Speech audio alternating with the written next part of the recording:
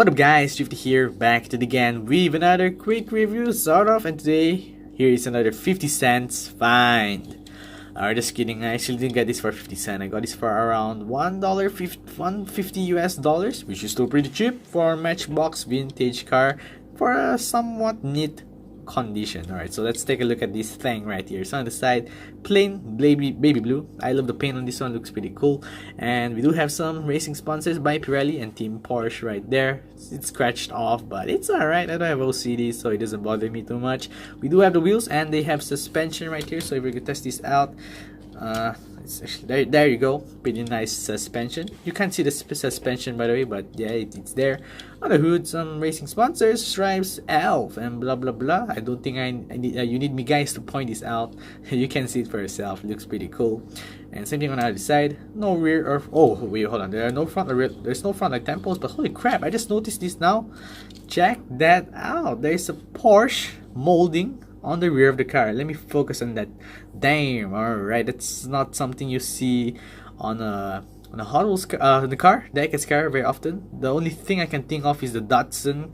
The Datsun 620 has the word Datsun imprinted on the rear trunk of the car, so that's pretty cool to see on this car. Oh, the spoiler has some printed decals too. Super Porsche. So yes, I think most of you are familiar that in the Porsche series we do have this Porsche 995-78, and yes, they're almost similar color, but they are very different. So one very big difference in this car is, holy crap, just take a look at this guys, the triangular shape of the base. It reminds me of the Corvette that Pufferfish reviewed for the Corvette Stingray Fast and Furious, and this one has the same thing, but this time the back part is wider than the front. And at first some of you might find this a bit weird or ugly, but this is how it's supposed to be. So Matchbox actually did it right.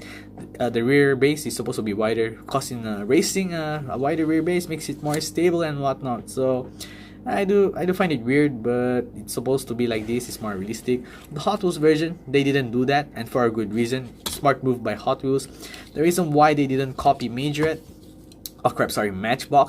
is so that this car can fit on the track. So yes, it's not realistic, but this will allow this car to be on the to fit on the track. So if any of you guys or any collectors want to test this out on the tracks, it can fit on the track. And not just that, although yes, it's less realistic, that it's not really triangular like the Matchbox version right here, I have to say it looks better this way. Enlarged rear wheel. This one also has an enlarged rear wheel for the Matchbox. Oh wait, no, does it have an enlarged?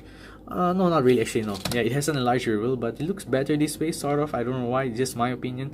So yeah, very cool. The Hot Wheels version is very cool, but this is not what we're talking about today. We're talking about the Matchbox right here. So although it has a triangular base and the wheels, it doesn't have a large wheels, it's alright, it's more realistic this way, so that's pretty cool by Matchbox to do. A very nice vintage car to add to my collection. Simple racing stripes, suspension, and wheels looks pretty cool. So alright, now let's rate the car.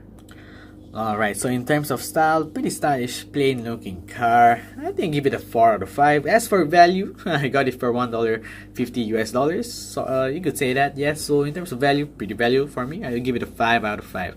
As for details, it does not come with front or relay tempos, but it does come with racing sponsors, and that rear thing until now really fascinates me that it has this right here. So in terms of details, I'll give it a 4 out of 5. As for special, it has a metal body. Okay, actually, that's not special.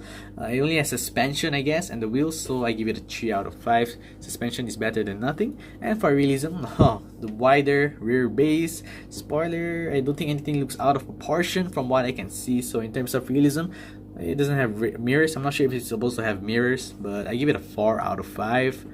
Hence, my final rating for this car is a nifty 4 out of 5. A pretty cool addition to my collection. What do you guys think? Vintage Matchbox right here. Oh yeah. So there you have it guys for this video. It's been a while since I made this simple video. You know, just you, me, and a car just talking about it. It's been a while since I made this video, so I hope you guys enjoyed it. If you guys missed out my previous video, click on the top right or another random video on the bottom right. Don't forget to subscribe to both of my channels, and I'll see you guys next time.